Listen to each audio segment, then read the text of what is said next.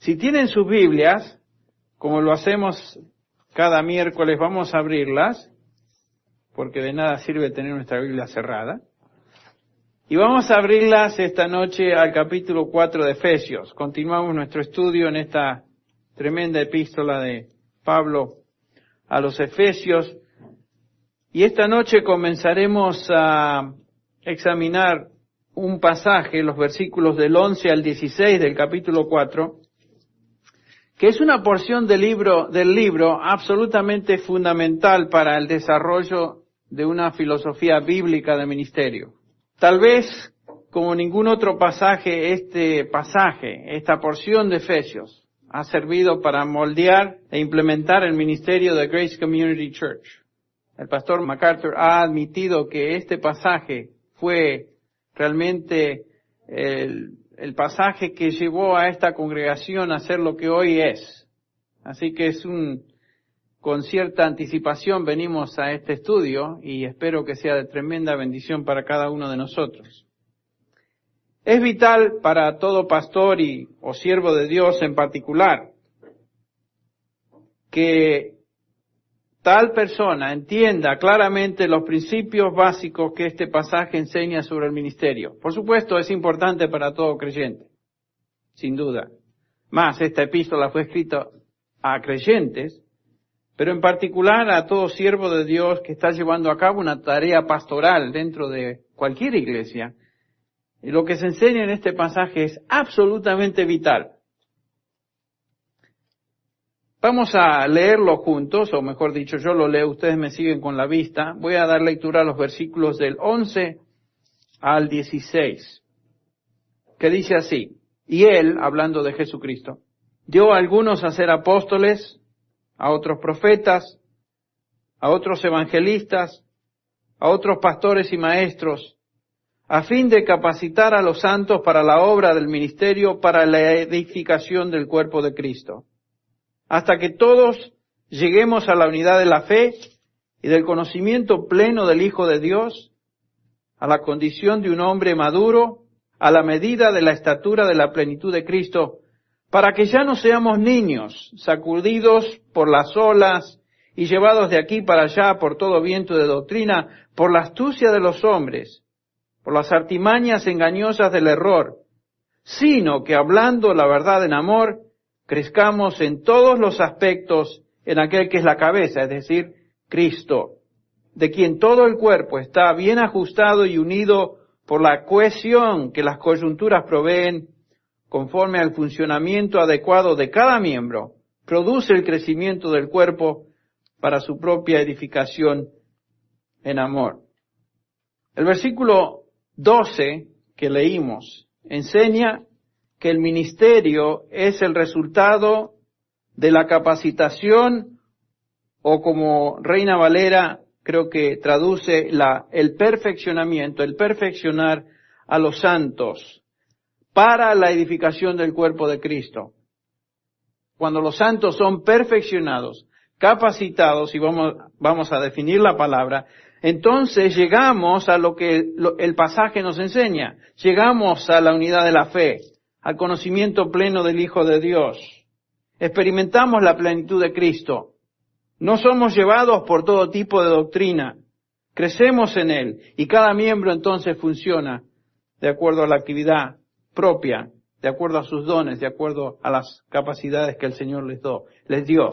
Y todo depende del versículo 12, la capacitación de los santos. El perfeccionamiento de los santos es la clave del ministerio. Y como vamos a ver, Cristo dio a su iglesia hombres dotados singularmente para que ellos capaciten a los santos, para que ellos perfeccionen a los santos. No estamos aquí para entretener a los santos, como algunas iglesias lo hacen. No estamos aquí para acariciar a los santos, aunque es necesario cuidar a los santos. No estamos aquí para evangelizar a los santos, porque los santos ya pertenecen al Señor Jesús. Y muchas iglesias, ustedes saben, todo lo que se escucha es un mensaje evangelístico. Cada domingo. No, los santos pertenecen al Señor. Estamos aquí para perfeccionarlos, capacitarlos. individual y colectivamente. Y cuando cada santo, lo que vamos a ver, este pasaje nos enseña, cuando cada santo es perfeccionado, entonces la iglesia colectivamente es perfeccionada, entonces esto se convierte en el corazón del ministerio. Noten que aquellos que llevan la obra del ministerio son los santos, los creyentes, aquellos que pertenecen a Cristo. Pero antes de poder llevar a cabo el ministerio tienen que ser perfeccionados, tienen que ser capacitados. Si un pastor pierde esa prioridad en su ministerio, se ha desviado de su vocación. Su tarea primordial es capacitar, perfeccionar a los hijos de Dios. Tarea primordial. El Señor Jesús, ustedes recuerdan, hizo una declaración en Mateo 5:48 que es realmente muy, muy significativa. Y a primera vista nos hace rascar la cabeza y decir, ¿qué habrá querido decir el Señor? Pero esta fue la declaración de Cristo. Por tanto, sed vosotros perfectos como vuestro Padre Celestial es perfecto. ¿No les ha llamado la atención cuando de vez en cuando han leído ese pasaje? ¿Qué quiso decir el Señor Jesús con esto? Alguno dirá, bueno, ¿cómo es posible ser perfecto? Al fin y al cabo, ¿quién es perfecto? Tenemos un dicho que viene del latín, errare humanum est, que quiere decir, errar es humano, ¿no es cierto? Lo hemos adoptado como si fuera un dicho nuestro. Nadie es perfecto. ¿Quiere decir que un hijo de Dios puede llegar a no tener pecado? ¿A eso se refiere el Señor Jesús? No. La Biblia nos enseña que este concepto de perfección se puede entender de tres maneras. En primer lugar, la Biblia nos enseña que el Hijo de Dios es perfecto, estamos hablando de un creyente, en cuanto a su posición. En cuanto a nuestra posición espiritual, ya somos perfectos. A esto se refiere, por ejemplo, Hebreos capítulo 10, versículo 14. El autor de Hebreos nos dice lo siguiente, porque por una ofrenda, hablando de la ofrenda de Cristo en la cruz del Calvario, Él, Cristo, ha hecho perfectos para siempre a los que son santificados. La obra de Cristo en la cruz del Calvario ha logrado la perfección posicional de todo hijo de Dios. Delante de Dios somos perfectos, ¿sabía usted? Delante de Dios, Dios nos mira en la justicia de Cristo. Dios no nos mira en lo que somos como individuos, en lo que hacemos cada día, sino que nos mira y lo que somos a través de su Hijo Jesucristo. Somos absolutamente y para siempre perfectos en Cristo Jesús. Imagínense. Por eso 2 Corintios 5:21 nos dice que al que no conoció pecado, por nosotros fue hecho pecado, Cristo Jesús, para que nosotros llegásemos o viniésemos a hacer ¿qué? Justicia de Dios en Él. Eso es justicia perfecta. Somos perfectos delante de Dios en términos de nuestra posición espiritual. En segundo lugar, la Biblia nos habla de otro concepto de la perfección, y la Biblia es clara en enseñarnos que en el futuro seremos perfectos. Estamos hablando acá de perfección experimental. Algún día seremos perfectos en experiencia. Esta perfección será obtenida cuando estemos con Cristo en la gloria, por supuesto. Todavía no estamos ahí. Esta perfección no puede ser alcanzada hasta que estemos entonces en su presencia. Entonces, la perfección posicional y la perfección futura en la gloria dependen absolutamente de Dios. Él nos ha hecho perfectos en Cristo Jesús y nos hará perfectos en su gloria. Noten que no tuvimos que hacer nada al respecto. Esas dos perfecciones son de Dios en nosotros. Pero existe un tercer aspecto de la perfección que la Biblia también nos enseña, y es la perfección práctica. Esta es la perfección que Dios desea para nosotros en esta vida. Lo que ya somos posicionalmente debe ser reflejado más y más en nuestro caminar diario. Y a este tipo de perfección se refiere el pasaje que leímos en el versículo 12, a fin de capacitar a los santos La palabra capacitar es la palabra perfeccionar, es la palabra en griego katartizo, que quiere decir equipar, quiere decir restaurar, quiere decir completar, quiere decir hacer crecer, quiere decir madurar. Esta es la perfección práctica del creyente. Dios, noten el versículo 14, nos enseña acá que no quiere que seamos niños. ¿Cuál es la característica de un niño? Es infantil, es inmaduro, se deja llevar por todo tipo de noción o idea. Por eso dice que no seamos niños sacudidos por las olas y llevados de aquí para allá por todo viento de doctrina, por la astucia de los hombres, por las artimañas engañosas del error. Un niño, un infante se cree todo. Es crédulo. Entonces, lo que Pablo está diciendo, o de lo cual nos está hablando este pasaje, es que Dios desea que seamos perfectos en términos prácticos, que seamos completos, que seamos maduros, que seamos adultos en nuestra fe. Versículo 14. Entonces, la meta del ministerio es perfeccionar a los santos. ¿Qué quiere decir? Catartizo, madurar, equipar, hacer crecer a los santos. Esa es la meta del ministerio. Y esta era la meta, por supuesto, del apóstol Pablo. Ustedes recuerdan, por ejemplo, en la epístola de Colosenses, creo que es, capítulo 1, versículo 28 es, donde él dice, a él nosotros proclamamos, hablando de Cristo, amonestando a todos los hombres y enseñando a todos los hombres con toda sabiduría, a fin de presentar a todo hombre que perfecto en Cristo. Esa es la meta. Presentarlo perfecto, maduro en Cristo. En 2 Corintios 13, 11, Pablo reitera esta noción diciendo, por lo demás, hermanos, regocijaos, sed perfectos. Hablando a la iglesia ahí, después de haberles escrito 13 capítulos, al final de su segunda epístola de Corintios, dice, por lo demás, hermanos, regocijaos, sed perfectos. No está hablando ahí de perfección en la gloria, no está hablando ahí de perfección posicional, ya lo son. Está hablando acá de perfección práctica, de ser maduros, ser adultos. Qué triste es cuando la iglesia está llena de infantes, francamente, es una tristeza.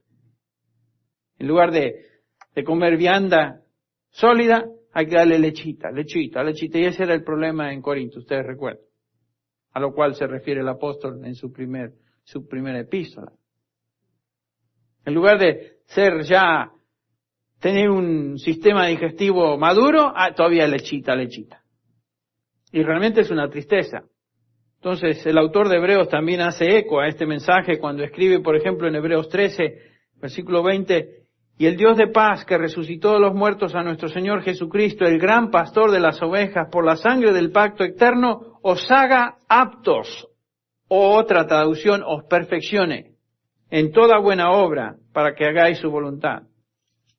Dios desea que seamos perfectos, maduros, adultos. Esa es la meta del ministerio. Pedro repite lo mismo. 1 Pedro 5:10, y después de que hayáis sufrido un poco de tiempo, el Dios de toda gracia, que os llamó a su gloria eterna en Cristo, Él mismo os, ¿qué? Perfeccionará, afirmará, fortalecerá y establecerá.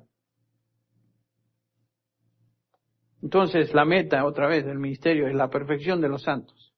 No en términos de perfección absoluta, sino en términos de perfección madurez. El principio es el mismo, ya sea que venga de los labios del Señor Jesús, que venga de los labios de Pablo, del autor de Hebreos o de Pedro, Dios quiere que seamos prácticamente perfectos, seamos maduros. Maduros.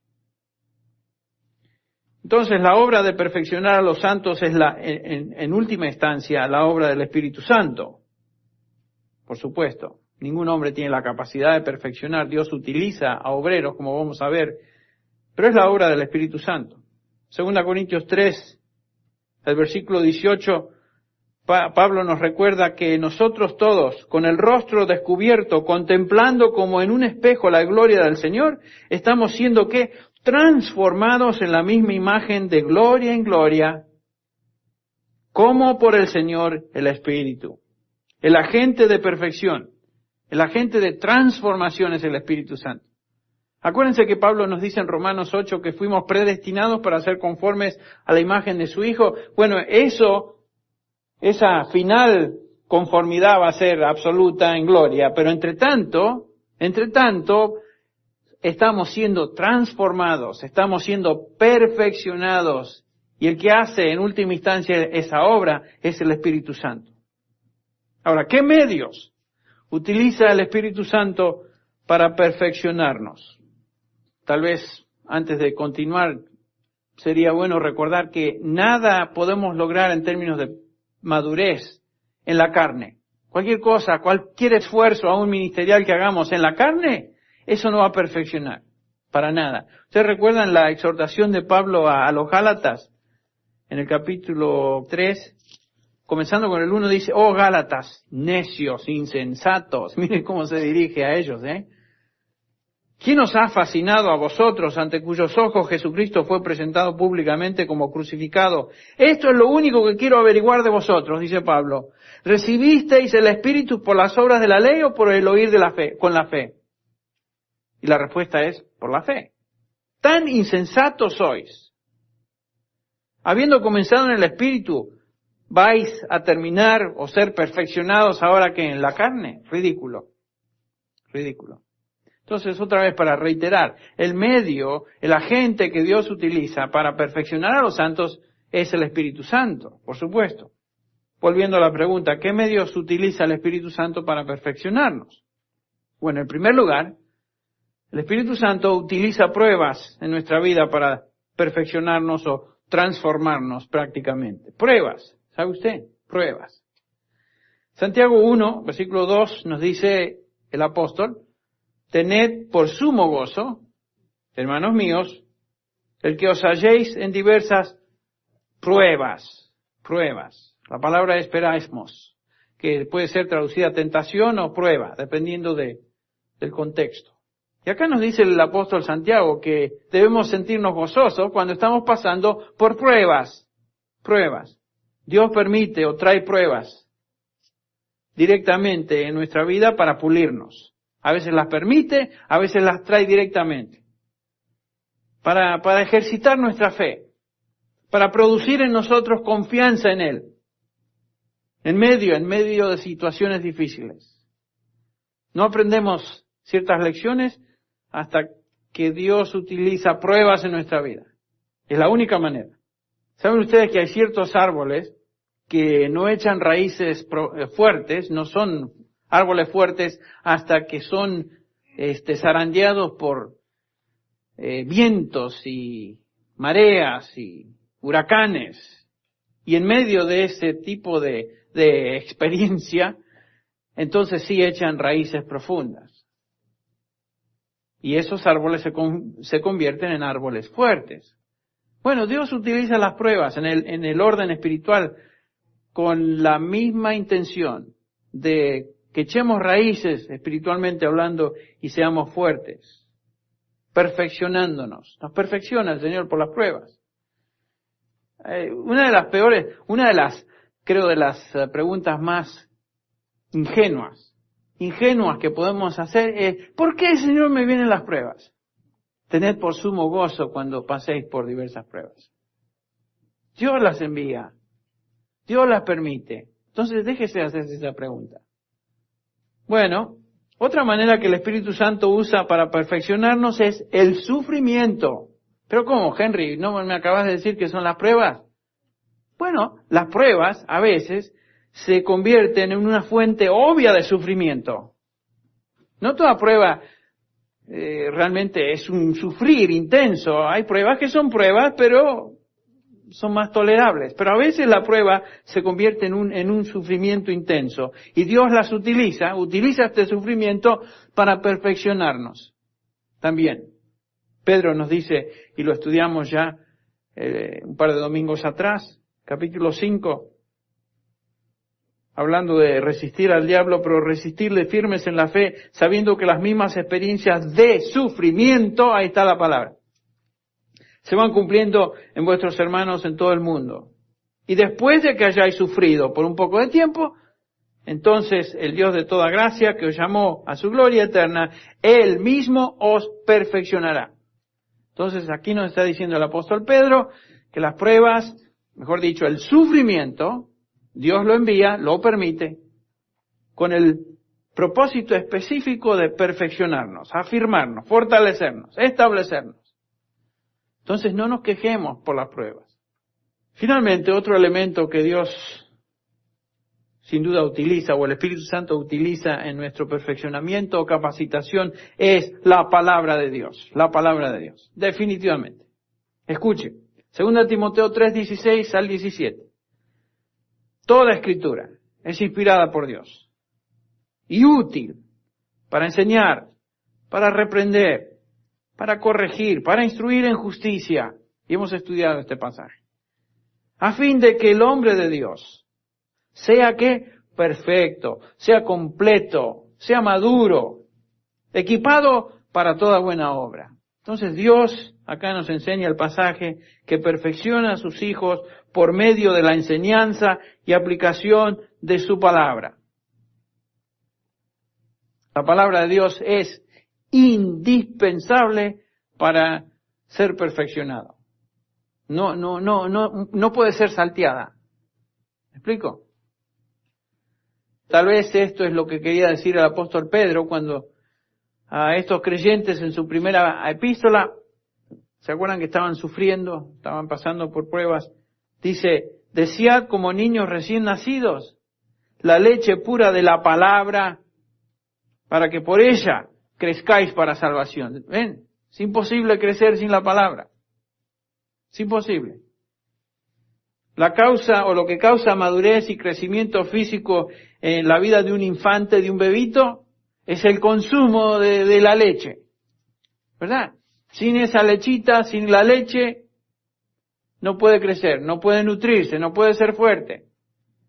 En el orden espiritual es lo mismo, es lo que está diciendo Pedro. Lo que causa el crecimiento y madurez de un creyente es la alimentación que él recibe por la palabra de Dios. Entonces, regresando a nuestro pasaje, el propósito fundamental de la iglesia es el perfeccionamiento de los santos. Perfeccionamiento, a través de todas estas cosas que hemos mencionado. Pero en una forma particular la palabra de Dios. Perfeccionamiento de los santos. Pero alguien dirá, ¿pero qué tolopilo acerca del evangelismo, Yo pensaba que la iglesia tiene como propósito evangelizar misiones. Bueno, cuando los santos son perfeccionados, toda obra de ministerio se lleva a cabo naturalmente, inclusive el evangelismo. Porque cada santo entonces ahora lleva a cabo su función para la cual fue puesto en el cuerpo. Y parte de esa función ministerial de todo hijo de Dios es ser testigo de Jesucristo. ¿Sí o no? Compartir el evangelio con otros. Pero es el resultado natural de estar siendo perfeccionado, de estar siendo capacitado. ¿Ven? Entonces, el evangelismo y todo ministerio con impacto es el resultado directo de la capacitación de los santos. Y repito, entender y practicar esta verdad bíblica es de vital importancia. Vital importancia para el ministerio de cualquier iglesia. Cualquier iglesia. Ahora, comencemos a examinar este pasaje. Ahora, el versículo 11 al 16. Alguno dirá, bueno, pensé que ya lo estábamos examinando. Sí, pero todavía es introductorio. Ahora entramos a la división del pasaje. El apóstol Pablo nos enseña 4 elementos básicos en este pasaje. Y no tengan temor, vamos a ver el primero nada más hoy. En primer lugar, el apóstol Pablo nos dice o nos habla de los proclamadores de la perfección. Proclamadores de la perfección o predicadores de la perfección. De esta perfección práctica de la que hemos estado hablando. Después nos habla del progreso de la perfección, nos habla de los propósitos de la perfección y finalmente el poder de la perfección. Pero hoy vamos a hablar de los proclamadores de la perfección. Nos concentraremos en ellos en particular. ¿Quiénes son estos predicadores de esta perfección práctica? Bueno, el versículo 11 nos describe a estas personas. El apóstol Pablo les llama apóstoles, profetas, evangelistas y pastores maestros. El propósito de este regalo a la iglesia que el Señor Jesús da, de estos hombres, según su llamado y área y capacitación, es que ellos perfeccionen a los santos. Jesucristo dio a estos hombres, que aquí se mencionan, con un propósito específico para que ellos lleven a cabo la obra de perfeccionamiento o de capacitación de los creyentes, de los santos. Ya hemos hablado con cierto detalle acerca de estos hombres, pero hagamos un breve repaso. Primero de este grupo, el primer grupo que aquí se menciona son los apóstoles. ¿Quiénes son los apóstoles? En primer lugar, vimos que estos apóstoles constituyeron el fundamento doctrinal de la iglesia. Capítulo 2, ya lo vimos eso, el versículo 20, ¿ustedes recuerdan? Edificado sobre el fundamento de los apóstoles y profetas. Junto con los profetas del Nuevo Testamento, los apóstoles constituyen entonces el fundamento doctrinal de la iglesia. Ya que ellos establecieron el fundamento de la iglesia, el fundamento doctrinal, al inicio de la iglesia, hoy ya no tenemos apóstoles. Y hablamos de eso. Ellos fueron los que recibieron la revelación de Dios, la cual enseñaron y la cual escribieron. Se encuentra en el Nuevo Testamento. Y por supuesto ya no hay nueva revelación. Fue dada la fe, nos dice Judas, fue dada a los santos una vez y para siempre. Otra distinción de este grupo de hombres es que fueron directamente escogidos, escuche bien, y encomendados por el Señor Jesucristo. El Señor Jesucristo los llamó, los escogió y los envió. Directamente. Fueron testigos de su resurrección. En este sentido, entonces, hubieron 12 apóstoles del Señor. Judas fue llamado con el grupo original de apóstoles y, por supuesto, más tarde apostató y fue suplantado por otro. Su nombre era Matías. Lo vemos esto en el capítulo 1 de Hechos. No existe, escuche bien, no existe en todo el Nuevo Testamento la idea de sucesión apostólica. Eso es un invento. No hay tal cosa. No hay apóstoles que nombran a otros apóstoles y así sucesivamente. Solamente hubieron 12 apóstoles con mayúscula, más tarde Matías, quien suplantó a Judas, y el último de los apóstoles que llenaba por lo menos los requisitos para ser apóstol fue ¿quién? Pablo, quien fue testigo de la resurrección del Señor Jesucristo, quien tuvo una relación directa con el Señor Jesucristo, quien recibió revelación del Señor Jesucristo, quien también poseía las señales y prodigios de un apóstol que se nos menciona en el capítulo 12 de Segunda de Corintios. Ustedes recuerdan, distinciones que solamente se reservaban para un apóstol. Algunos de ustedes están pensando, ¿qué es lo que dijo? No lo entendí ahí. Ustedes recuerdan las palabras del apóstol Pablo haciendo defensa de su apostolado en el capítulo 12 de la segunda epístola de Corintios, cuando él dice, entre vosotros se operaron las señales de un verdadero apóstol. Está hablando de sí mismo, con toda perseverancia por medio de señales, prodigios y milagros. Estos prodigios y milagros y señales eran distinciones de un apóstol. No todo creyente en todo el Nuevo Testamento se echó a hacer milagros. Por favor, eso es un invento contemporáneo. Estos prodigios eran reservados para los apóstoles. Es interesante que solo 12 apóstoles se sentarán, ¿se acuerdan? En el trono juzgando a las 12 tribus de Israel. Lucas 22, 28 al 30 nos habla de eso. A los apóstoles está reservado eso, y había 12 nada más. Entonces no hay sucesión apostólica, no hay 25.000 apóstoles. Hay 12 nada más, con mayúscula. Hoy no tenemos entonces apóstoles con mayúscula, apóstoles como los que el Señor escogió. Aunque sí tenemos apóstoles con minúscula, y la palabra apóstol quiere decir ¿qué? Enviado. Por supuesto tenemos esos hoy, enviados, apóstoles. Así como la primera iglesia también tenía apóstoles, que se llaman los apóstoles de las iglesias. Y hay una diferencia en el Nuevo Testamento entre aquellos que eran apóstoles de las iglesias, enviados de las iglesias, y aquellos que eran apóstoles de Jesucristo. 12 solamente fueron apóstoles de Jesucristo, 13 si incluimos a Pablo, los demás eran apóstoles. 2 Corintios 8:23 dice, en cuanto a Tito es mi compañero y colaborador para con vosotros, y en cuanto a nuestros hermanos son mensajeros, apóstoles, apóstolo y eclesián, de las iglesias y gloria de Cristo.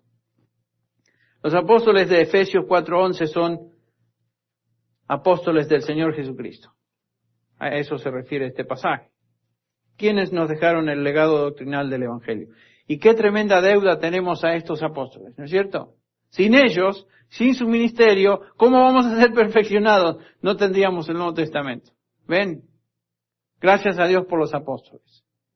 Algún día nos sentaremos con ellos y podemos preguntarle todo tipo de preguntas, me imagino. Y sentarme con Pablo algún día. ¿Sabes, Pablo? No te entendí bien lo que dijiste acá. A ver, ilumíname. Yo creo que muchas de esas preguntas ya no serán necesarias porque sabremos la respuesta en gloria. El otro grupo que aquí se menciona son los profetas. ¿Notaron? Profetas. Y por supuesto son los profetas del Nuevo Testamento porque junto con los apóstoles constituyeron ¿qué? El fundamento de la iglesia. Entonces tiene que ser referencia a los nuevos, a los apóstoles del Nuevo Testamento. Los profetas recibieron también revelación de Dios y enseñaron en las iglesias. Posiblemente la diferencia primordial entre apóstoles y profetas es que los apóstoles tuvieron un ministerio general, itinerante, de enseñanza, donde recibían revelación de Dios, la enseñaban y la escribían. Y su revelación la revelación a los apóstoles fue más de orden teológico. Y los profetas eran personas que tuvieron un ministerio de revelación limitada, y de enseñanza más de tipo práctico en una congregación local. No vemos en el Nuevo Testamento que los profetas iban por todos lados.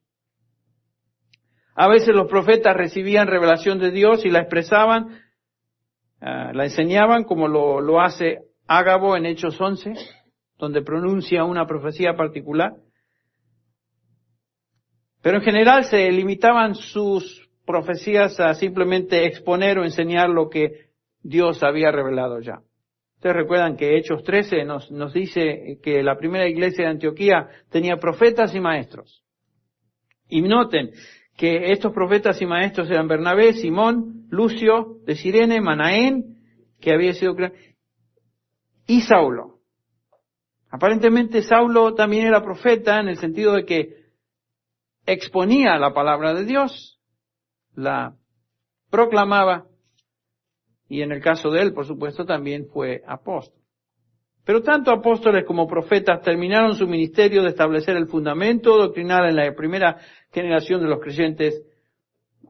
Entonces, hoy no tenemos profetas.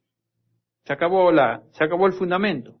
Lo que sí hoy tenemos es el ministerio de los próximos dos grupos, que aquí se nos mencionan, evangelistas y pastores maestros. ¿Quiénes son estos evangelistas que aquí se mencionan? ¿Cuál era su ministerio? ¿Qué viene a la mente de ustedes cuando escuchan la palabra evangelista? Bueno, para ser simple, bíblicamente un evangelista era una persona que presentaba las buenas nuevas del Señor Jesucristo, el evangelio, evangelion. Y traían ese evangelio, las buenas nuevas del Señor Jesús, a lugares donde su nombre todavía no era conocido. Ese era el ministerio de evangelismo, de los evangelistas. Pablo le dice a Timoteo, por ejemplo, haz la obra de evangelista. ¿Qué quiso decir Pablo? Simplemente lleva a cabo la obra de compartir el evangelio a personas y en lugares donde su nombre no es conocido. Un evangelista, por lo general, predicaba el evangelio, y enseñaba a los discípulos por un tiempo. No era que tenía una predicación por 3 días y se iba. No era el sentido de hacer la obra de evangelista. Un evangelista era un misionero que proclamaba las buenas nuevas de Jesucristo, enseñaba a los convertidos, los edificaba y ahora sí continuaba su ministerio de evangelismo, tal vez en otro lugar. Caso Felipe, que vemos en el capítulo 8 de Hechos. Pero Timoteo representa un evangelista bíblico quien llevaba a cabo un ministerio prolongado en un lugar antes de continuar a otro lugar. Timoteo era un evangelista. donde ya existe una iglesia, un evangelista predica el evangelio, o predicaba el evangelio y simplemente incorporaba a los creyentes al ministerio de la iglesia. Por supuesto los tenemos hoy. Evangelistas que proclaman el evangelio y donde no hay iglesia, tratan de establecer un grupo, edificarlos, animarlos, discipularlos y continúa su tarea en algún lugar. Y donde hay iglesias, estos evangelistas llevan a cabo la tarea de traer almas a los pies de Cristo y las introducen entonces en las iglesias que ya están establecidas.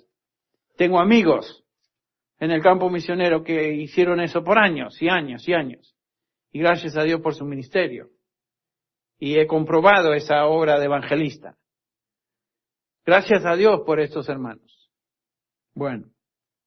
Pero hay un cuarto grupo que aquí se menciona, y es el pastor maestro. Esta es una cuarta categoría de siervos.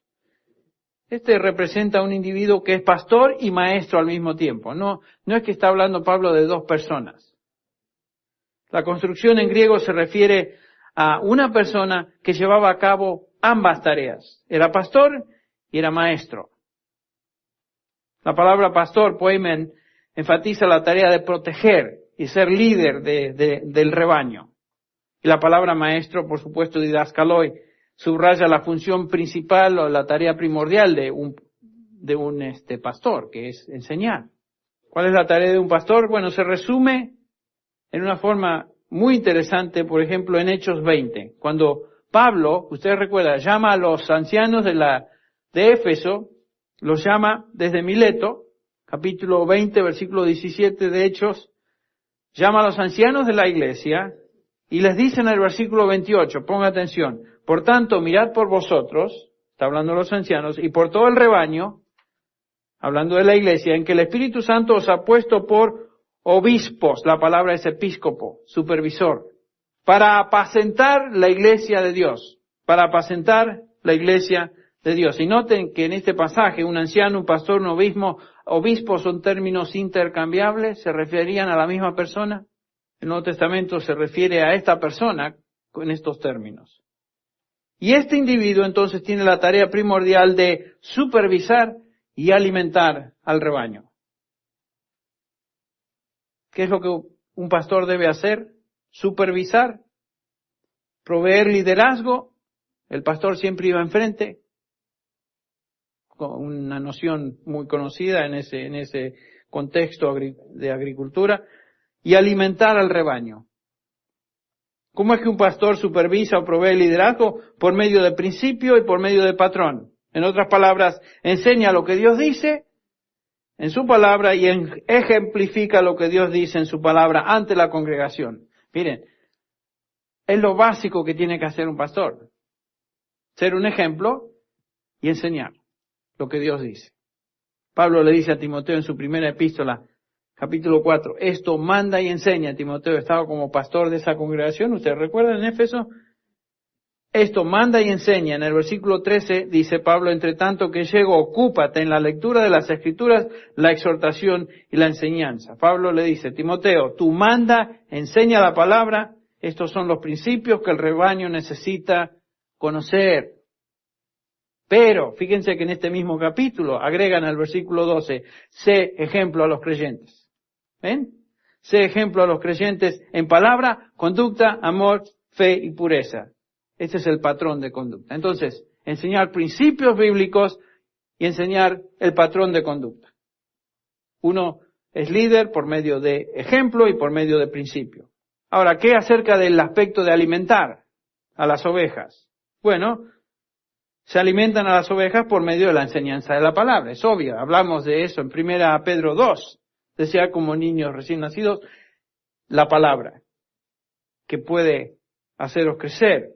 Entonces se alimenta al rebaño por medio de la enseñanza de la palabra y por medio de la advertencia de lo falso. Otra vez, en 1 Timoteo 4 dice el versículo 6, al señalar estas cosas o advertir estas cosas a los hermanos serás un buen ministro de Jesucristo. ¿Qué cosas tenía que advertir Timoteo? Bueno, el versículo 1 del capítulo 4 dice que el Espíritu claramente dice que en los últimos tiempos algunos apostatarían de la fe, ¿ustedes recuerdan? Enseñando o prestando atención a espíritus engañadores y a doctrinas de demonios. Entonces, el alimentar se compone de dos aspectos. Uno positivo, donde uno enseña la doctrina sana, y otro negativo, donde uno advierte de la doctrina falsa. Así es. Realmente el ministerio pastoral es bastante simple en términos de sus prioridades. Por eso es triste cuando los pastores se salen de lo prioritario y están haciendo un montón de cosas que el Señor jamás les llamó a hacer. El ministerio de un pastor maestro es entonces, en términos de enfoque, dirigir al rebaño, supervisar y proveer liderazgo por medio de ejemplo personal y enseñanza, y alimentar al rebaño, enseñando y advirtiendo. Esa es la forma, francamente, que yo veo mi ministerio aquí en esta iglesia. Es la forma en que veo el ministerio de los pastores, colegas míos que están dentro de esta iglesia. Ese es nuestro ministerio primordial. Eso es lo que Dios nos ha mandado a hacer. Todo lo demás es secundario. Por eso dedicamos tanto tiempo de nuestro diario vivir al estudio de la palabra. Porque en eso vivimos, en eso estamos. Y no solamente estudiándola, sino siendo ejemplo o siendo obedientes de lo que la palabra enseña y tratando de ser ejemplo a otros por medio de practicar los principios que la palabra enseña. Cuando este ministerio se lleva a cabo según el patrón bíblico, entonces como pastor maestro estoy capacitando, perfeccionando a los santos. Ahora, los proclamadores, en resumen, y ya terminamos. Los proclamadores de la capacitación son un regalo de Cristo a la iglesia, ¿notaron? Dios, Cristo los dio. Estos hombres son apóstoles, profetas, evangelistas y pastores maestros. Son un regalo de Cristo a su iglesia. Gracias a Dios por eso. Cristo dio a su iglesia a estos hombres con dones particulares, para que los santos sean perfeccionados por ellos y la obra del ministerio entonces se lleve a cabo. Noten qué interesante que Dios nunca dio la obra del ministerio solo a los apóstoles, solo a los profetas, solo a los evangelistas y solo a los pastores maestros. La obra del ministerio es la obra de los santos. La obra de estos es la capacitación de los santos. ¿Ven? Qué interesante. Por eso dije que es vital que toda persona cristiana y todo pastor y siervo entienda este pasaje para tener una filosofía del ministerio sana.